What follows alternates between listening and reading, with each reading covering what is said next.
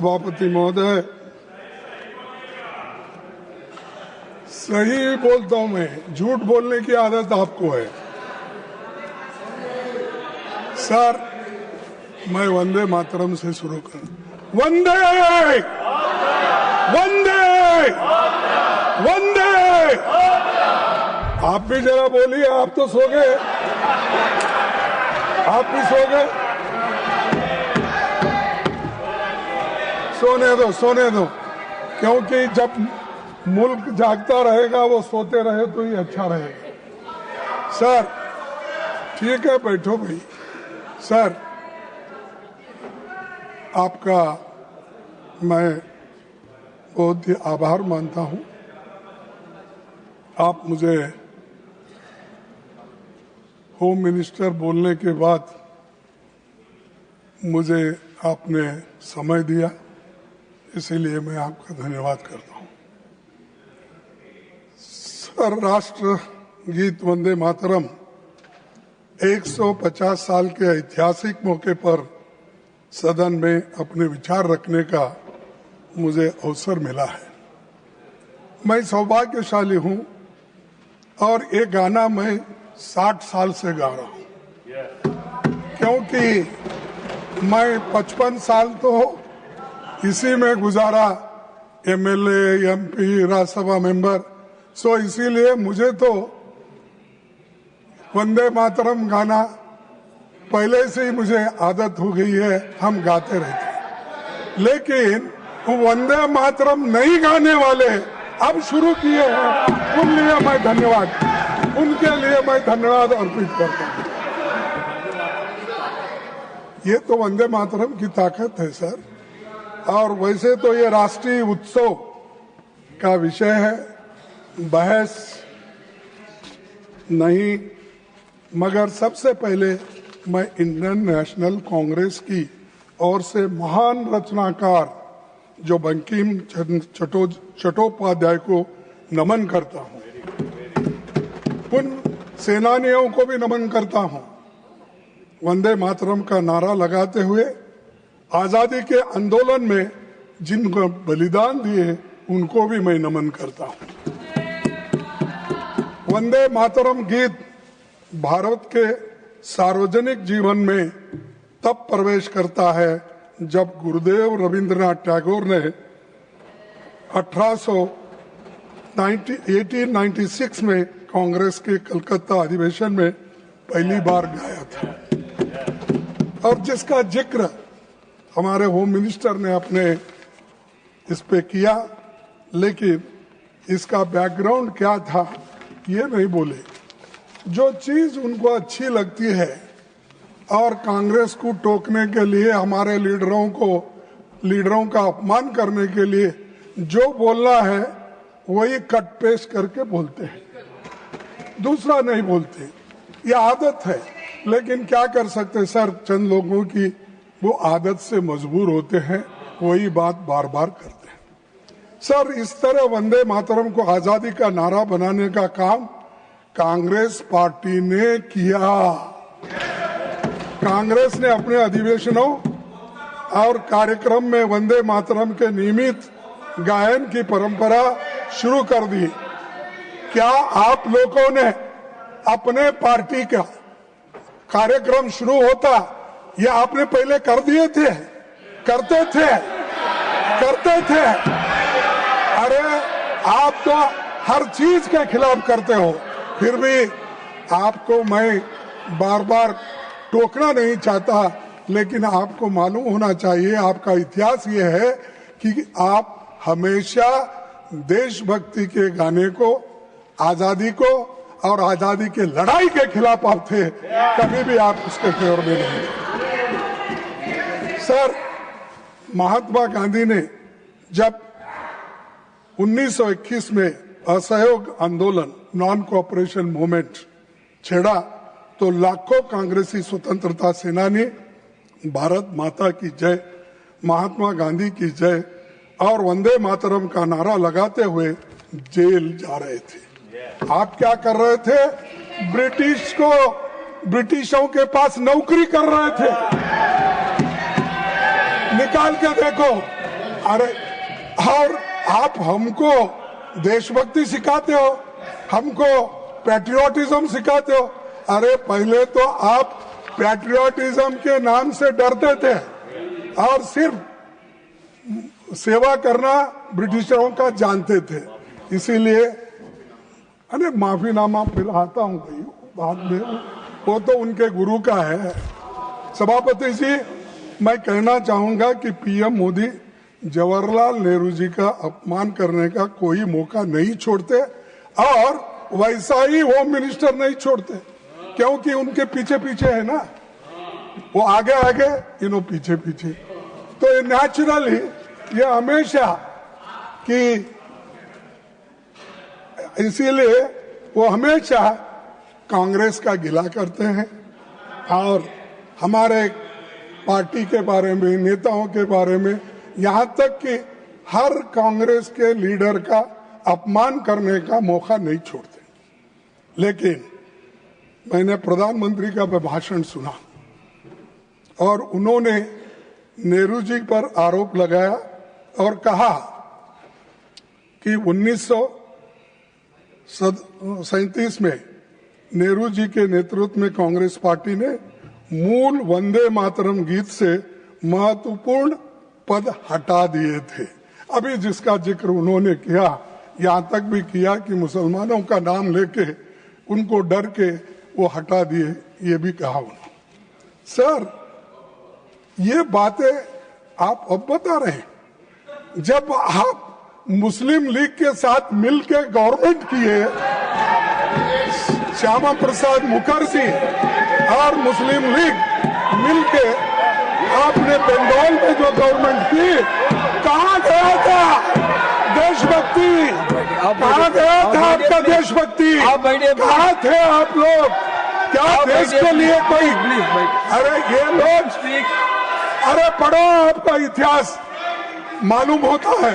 Sir, प्रधानमंत्री जी ने सुभाष चंद्र बोस को नेहरू जी की चिट्ठी का, सर प्रधानमंत्री जी ने सुभाष चंद्र बोस को नेहरू जी की चिट्ठी का भी जिक्र किया। हमेशा की तरह उन्होंने फिर से सदन को गुमराह किया। प्रधानमंत्री के आरोप तथ्य से परे हैं और लोगों को भ्रमित करने वाली है। सर, सच्चाई ये है 16 अक्टूबर 1937 को नेताजी सुभाष चंद्र बोस ने गुरुदेव रविंद्रनाथ टैगोर को पत्र लिखा और उनसे पूछा कि कांग्रेस को वंदे मातरम के प्रति क्या रुख अपनाना है। ये किसने लिखा?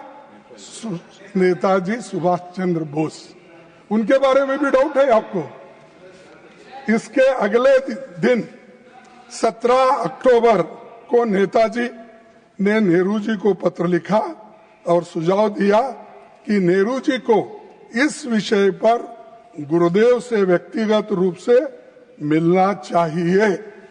ये सुभाष चंद्र बोस के वाक्य है।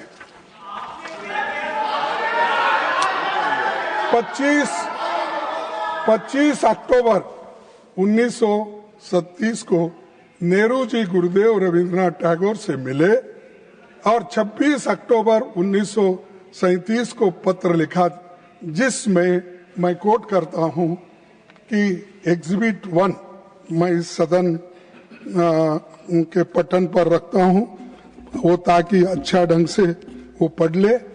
मैं कौन है नहीं यहाँ पर, कोई रहता नहीं पटन, अरे कौन नहीं आया,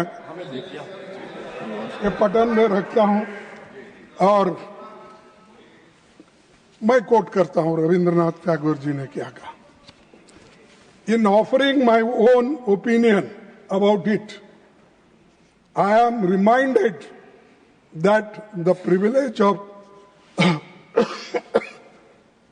originally setting its first stanza to the tune was mine.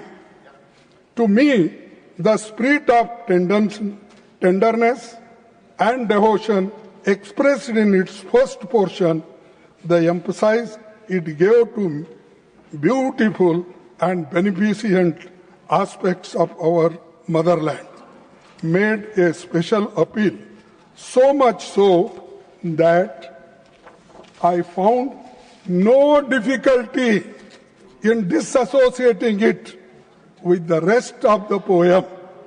पढ़ो और एक बार Ravindra. I found no difficulty in disassociating it with the rest of the poem. The first two stanzas are such that it is impossible for anyone to take objection to. Remember, we are thinking in terms of national song. Remember, please, we are thinking in terms of national song for all India. This is Rabindranath Tagore's words. Are you against it? You want to condemn this? This is Rabindranath Tagore's stanza. He accepted it, and that is continued. सभापति जी, सच्चाई ये है कि Congress working committee ने 28 अक्टूबर 1937 को गुरुदेव की इन्हीं शब्दों को सर्वसम्मति से पारित किया. कहां पर? तो ये जो इस प्रस्ताव पर सहमति व्यक्त करने वालों में प्रमुख नेताओं के नाम है, पढ़ता हूं. महात्मा गांधी जी, आपको ऑब्जेक्शन है? मौलाना आजाद जी, पंडित नेहरू जी, नेताजी सुभाष चंद्र बोस जी, डॉक्टर राजेंद्र प्रसाद जी, सरदार पटेल जी, जेपी कृपलानी जी, गोविंद वल्लभ पंत जी, ये सभी नेता लोग एक सहमति से उन्होंने कहा ये कांग्रेस वर्किंग कमेटी के और ये प्रस्ताव में क्या है? The committee wishes to point out that the modern evolution of the use of the song as part of national life is of infinitely a greater importance. Therefore, the committee recommends that wherever Vande Mataram is sung at national gatherings, only the first two stanzas should be sung. With perfect freedom to organize to sing any other song of unobjectionable character can be sung. ये working committee में मंजूर हुई. क्या नेहरू जी अकेले के? क्या गांधी जी नहीं थे? सुभाष चंद्र बोस नहीं थे? कृपलानी नहीं थे? मदन मोहन मालवीय नहीं थे? आजाद जी नहीं थे? इनका अपमान कर रहे हो आप, इन सब का अपमान कर रहे हो. और ये सभी बड़े नेताओं का सम्मिलित निर्णय था. फिर नेहरू जी को अकेले क्यों टारगेट करके प्रधानमंत्री वही बार बार बोलते हैं, यहाँ होम मिनिस्टर बोलते हैं. और इसका एक प्रति भी मैं आपके सामने रखूंगा. नंबर 2 यहाँ है. सर देख, ये दूसरा नंबर है, मैं ये भी पठन पे रखूंगा. प्लीज ये पढ़ लीजिए, क्योंकि आप नहीं पढ़े होंगे कांग्रेस का इतिहास. सिर्फ आप गोलवरकर का, मनुस्मृति का ये किताबें पढ़े हैं, ये भी जरा पढ़ो, इसीलिए मैं आपको दे रहा हूं. सर, इस मुद्दे पर एक नया विवाद खड़ा करके मोदी जी ने न केवल राष्ट्रीय नायकों का बल्कि विशेष रूप से गुरुदेव रविंद्रनाथ टैगोर का भी अपमान किया. यह नेताजी सुभाष चंद्र बोस का भी अपमान है, जिन्होंने वंदे मातरम को स्वतंत्रता संग्राम की धड़कन बना दिया, और उसी पूरी पीढ़ी का भी अपमान किया जिसने जेलों की यातनाएं नहीं सही, लाठियां खाई और इस गीत को अपने हृदय में रखकर देश के लिए प्राण न्यौछावर कर दिए. इसीलिए मोदी जी को, आपको देश से माफी मांगना चाहिए, जिन्होंने देश के आजादी के लिए लड़ा, अपनी जान दिया और सैकड़ों दिन जेल में रहे. और हर तरीके की मुसीबत झेले, और भगत आज कुछ किए बिना आप ना लड़े, कुछ भी नहीं, फुकट में आके बैठे हैं और आज ये बात बोल रहे हैं। हाँ? और आजादी लाए हम तो इसीलिए ये लोगों को उसका ये मालूम नहीं है वैल्यू। सर, सभापति जी, मैं सदन को याद दिलाना चाहूंगा कि हिंदू महासभा और आरएसएस ने स्वतंत्रता संग्राम में भाग नहीं लिया था। यही नहीं, उन्होंने भारत के संविधान की प्रतियां भी जला दी थी। उन्हें आपत्ति थी कि जो बाबा साहब अम्बेडकर ने संविधान बनाया था वो मनुस्मृति पर आधारित नहीं था, इसीलिए हम उसको मान्यता नहीं देंगे, और यहीं पर उसको जलाया गया दिल्ली में। उन्होंने महात्मा गांधी, पंडित नेहरू और अंबेडकर के पुतले यही रामलीला मैदान पे जलाए। ये इतिहास है, आप पढ़िए। और जो संविधान को मानने वाले नहीं हैं और हमसे बार बार कहते हैं कि तुम क्या किए, तुम क्या करें, क्या तुम्हारे घर में नौकरी करना, क्या किए देश के लिए करे। हमारे लोग मरे, जेल में गए। सर, भारत के संविधान लागू होने के 2 दिन पहले, सर ये सुनने की बात है, भारत के संविधान लागू होने के 2 दिन पहले 24 जनवरी 1950 डॉक्टर राजेंद्र प्रसाद जी ने ये कहा था, the composition consisting of words and music known as Jana Gana Mana is the national anthem of India. And the song Vande Mataram, which has played a historic part in the struggle for Indian freedom, shall be honored equally with Jana Gana Mana and shall have equal status with it. ये हमारे भूतपूर्व, हमारे राष्ट्रपति जी का है, इसको भी आप नकारते हैं। अरे जो चीजें इतिहास के पन्नों में आए हैं, तारीख लिखा है, उस तारीख को भी आप मानने वाले नहीं हैं। तो मेरे को समझ में नहीं आ रहा किस चीज को मानते हैं। क्या हिटलर के बुक को मानते हैं, किसके लिए? और हमेशा आपकी आदत हो गई है कि कांग्रेस को गालियां देना और नेहरू जी को टारगेट। अरे नेहरू जी का इमेज खराब करने के लिए अगर आप बैठे हैं, वो नामुमकिन है, वो सबसे ऊंचा है दुनिया में उसका नाम है। अब उतना ऊंचा आप कभी नहीं बन सकते, आप नीचे है, नीचे ही रहेंगे। सभापति जी, बीजेपी के लोगों को वंदे मातरम की याद कई दशकों के बाद आई है, परंतु मैं सदन को याद दिलाना चाहता हूं कि वंदे मातरम की 100वीं सालगिरह के मौके पर वंदे मातरम पर पहला स्मारक पोस्टल स्टैंप 30 दिसंबर 1976 को श्रीमती इंदिरा गांधी जी के कार्यकाल में जारी किया गया है। वो स्टैंप भी मैं आपको दिखाता हूं, ये भी भेज दीजिए। सर, अरे आप लोग देखे नहीं भाई, जरा देख के तो देखो।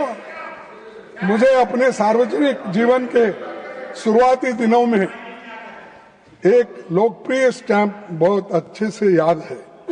मैं उस वक्त कर्नाटक स्टेट में एजुकेशन मिनिस्टर था, तो उस वक्त ये निकाला गया। हम लोग भी वहां पर स्टेट में इसका फंक्शन करते। आपकी अनुमति से इस स्टैंप की एक प्रति दिखाना चाहता हूं। मैं अभी आपके पास भेज रहा हूं और वो आप उसको जरा देख लीजिए। ये तो इतिहास की बात थी जिसे प्रधानमंत्री जी को समझना चाहिए था। आज की चर्चा का संदर्भ वही होना चाहिए जो देशवासियों को वंदे मातरम की भावना का सही अर्थ और सम्मान समझा सके। सभापति जी, जब देश कहीं बड़ी समस्याओं जैसे आर्थिक संकट, बेरोजगारी, सामाजिक मुद्दे में से जूझ रहा है, तब भी प्रधानमंत्री की दिलचस्पी केवल चुनावी प्रचार में रहता है, ना कहीं ऐसे ध्यान भटकाने के सब चीजें इस सदन के सामने लाकर इसमें अपना समय देते हैं। सर, उन्होंने वंदे मातरम पर बहस केवल बंगाल चुनावों के ध्यान में रखकर ही की है, ये मेरा कहना है। ये उसीलिए तो आपने ये की। इस गलत फहमी में न रहे कि गुरुदेव रविंद्रनाथ टैगोर पर हमला करके असली मुद्दों से ध्यान हटाया जा सके, ये नहीं हो सकता। इस सदन का उद्देश्य यही होना चाहिए कि देश के सामने मौजूद ज्वलंत मुद्दे पर ध्यान केंद्रित किया जाए, क्योंकि भारत माता को सच्ची श्रद्धांजलि तभी होगी जब ये संसद जनता के मुद्दों और उनके समाधान के बारे में बहस करे। ये मेरा कहना है अध्यक्ष महोदय, इसीलिए मैं ये बातें उनके सामने रखी है। और दूसरी, सभापति जी, मुझे विशेष रूप से इस सरकार द्वारा भारतीय रुपये गिरते मूल्यों के बारे में कुछ बताना है, क्योंकि $1 की कीमत अब 90 रुपीस, 90 रुपए, इतना गिरा, अब वो नीचे गया। और आपके नेता, जब आप होम मिनिस्टर थे, आपके नेता जो चीफ मिनिस्टर थे, उन्होंने उस वक्त क्या कहा था, ये सुनने की तरह थोड़ी सी टॉलरेंस रखो। जब देश के सामने आर्थिक चुनौतियां खड़ी है, तब वंदे मातरम जैसे राष्ट्रगीत को लेकर राजनीतिक बहस करना केवल ध्यान भटकाने का प्रयास है। असली देशभक्ति वही है जो रुपए की गिरती कीमत और आम जनता की परेशानियों जैसी समस्याओं का समाधान ढूंढे, न कि केवल सिंबॉलिक और भाषणों तक सीमित रहे। आज के प्रधानमंत्री जी थे मोदी जी, और गृह मंत्री जी भी थे उस वक्त हमारे शाह साहब, और 212 में इस मुद्दे पर उन्होंने क्या कहा। इस मुद्दे पर उन्होंने कहा, देश जानना चाहता है किस मुद्दे पे, रुपए की कीमत जो घट रही है और डॉलर जो बढ़ रहा है कीमत उसका। उस वक्त क्या कहा मोदी जी ने, आपको तो मालूम होगा क्योंकि आप तो प्रमुख सलाहकार है और प्रमुख एग्जीक्यूटिव, प्राइम एग्जीक्यूटिव करने वाले नेता है, तो आपको तो पहला चाणक्य, क्या ठीक है, तो इधर भी एक चाणक्य बैठा, इधर भी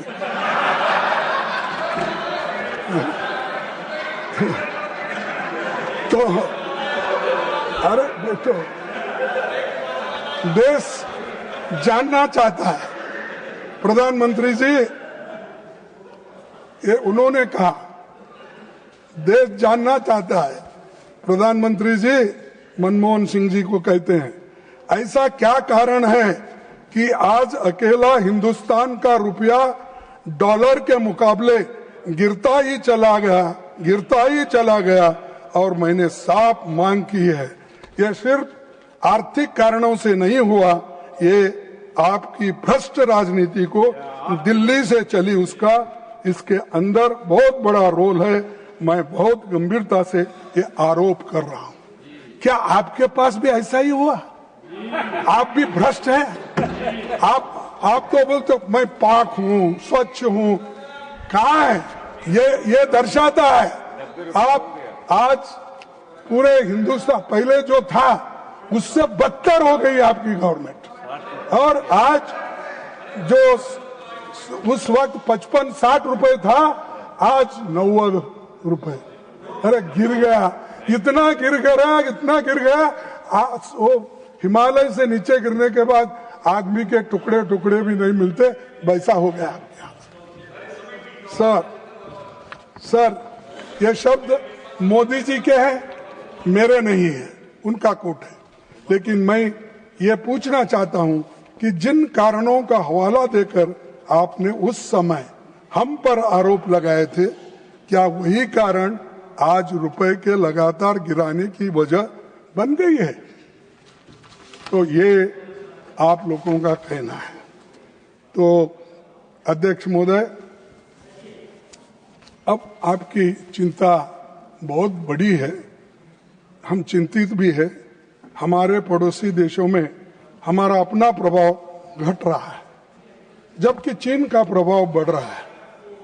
नेपाल चीन से इन्वेस्टमेंट की मांग कर रहा है। बांग्लादेश चीन और पाकिस्तान के साथ त्रिपक्षीय बैठकों में भाग ले रहा है। बीजिंग खुले तौर पर साउथ एशिया को अपनी रणनीति योजना के तहत अपनी तरफ खींच रहा है। और सभापति जी, 1971 के बाद पहली बार बांग्लादेश भारत से दूर जा रहा है और पाकिस्तान के करीब हो रहा है।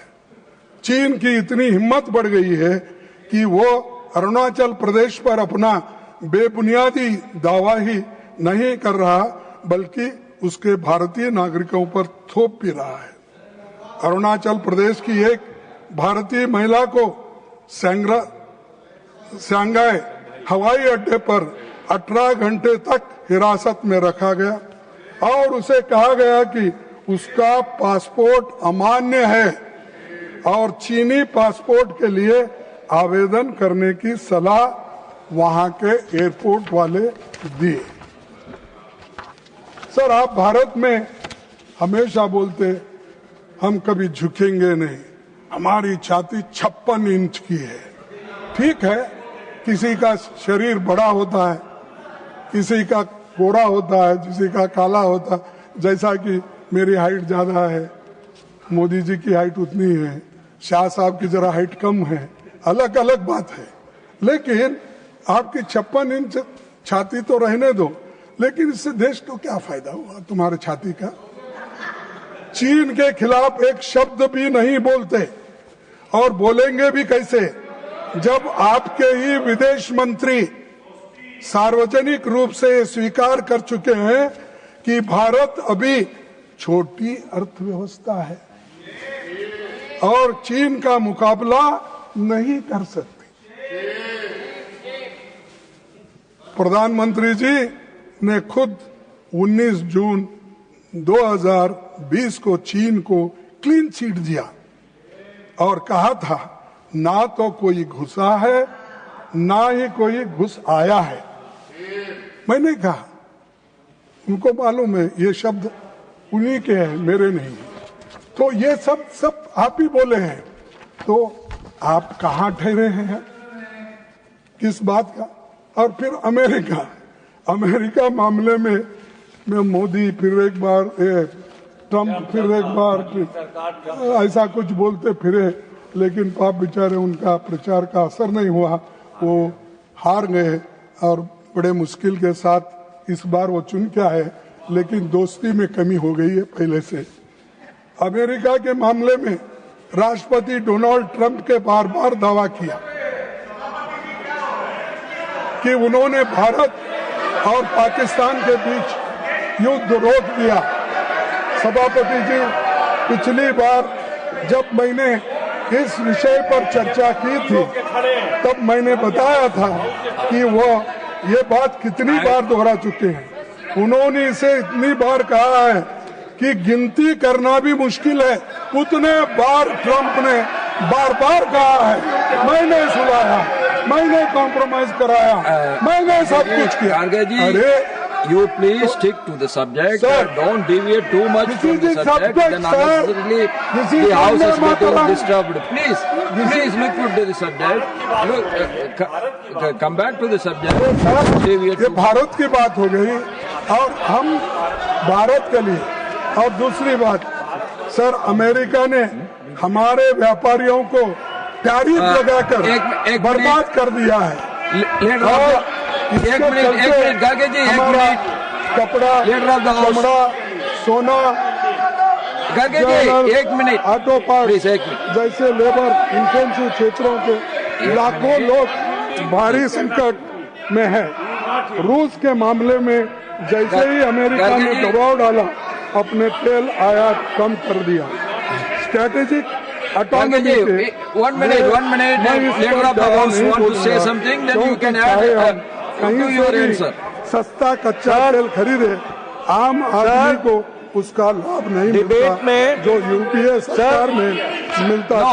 डिबेट बाकी महीने लीडर ऑफ द ऑपोजिशन को ये मालूम होना चाहिए। मैं इसके बारे में स्पष्ट भी करें। सुरक्षा विफलताओं के बारे में आपको बताना चाहता हूँ। 2014 से 2023 तक भारत में 2237 आतंकवादी घटनाएं हुई, जिनमें 3006 नागरिक और 586 सुरक्षाकर्मी मारे। हम लोगों के कई बड़े दर्दनाक शामिल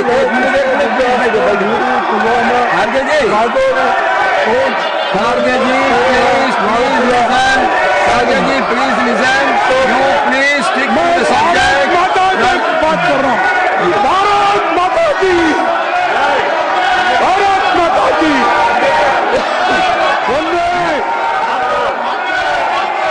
सर, प्रधानमंत्री जी और गृह मंत्री जी इस देश के आतंकवादी हमलों से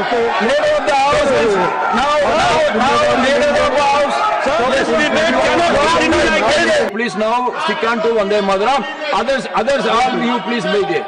All others, please be by there.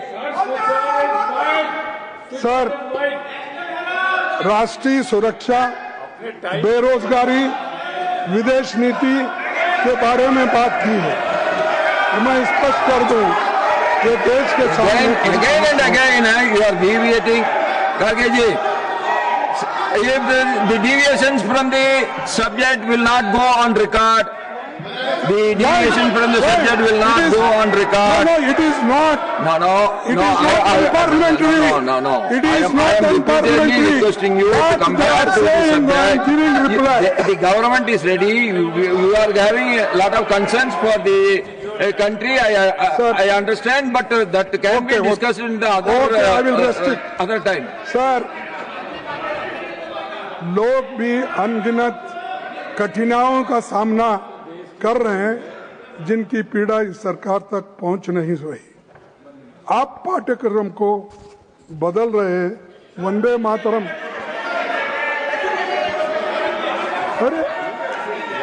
अरे तुम्हारे कमियां गिन रहा हूं। आप No. तुम्हारे कमियां गिन रहा हूं।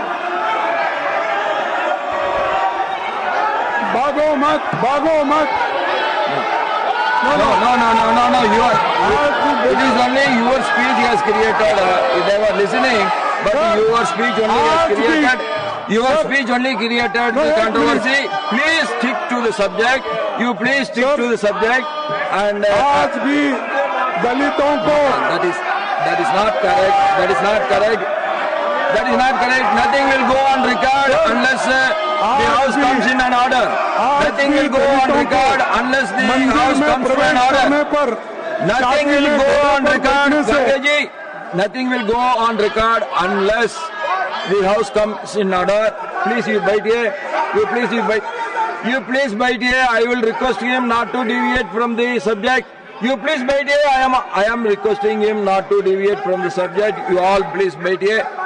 Gargaji, you are a very senior person. You should be an exemplary to all the young member of parliament.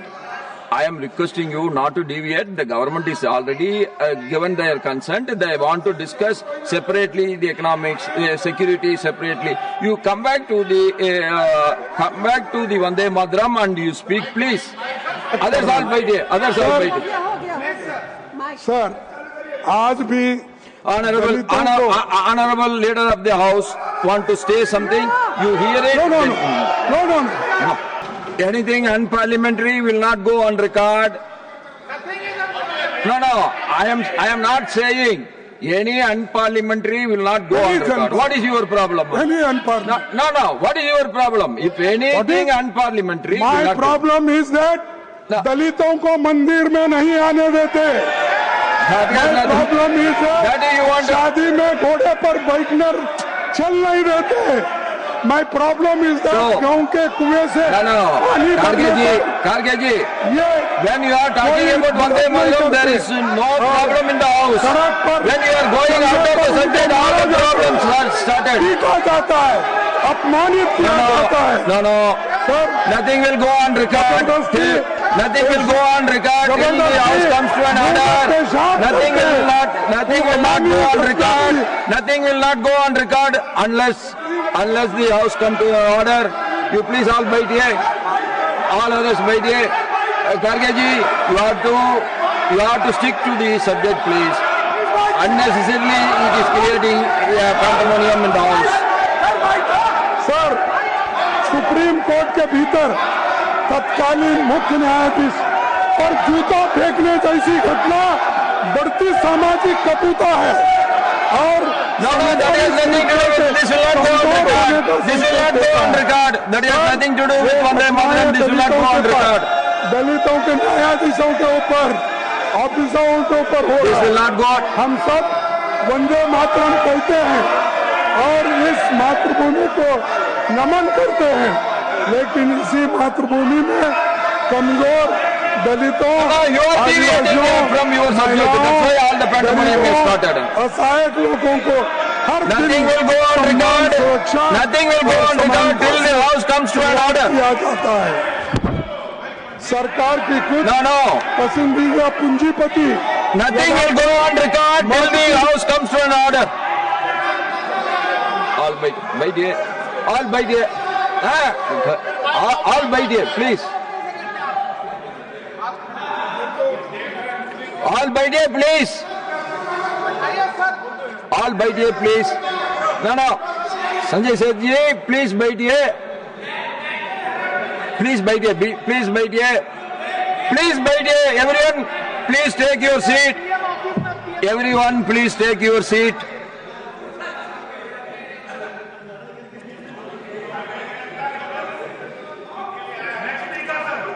Now, 1 minute, Kharge ji, 1 minute. When we are discussing about a subject, my humble request to all the members, please stick to the subject.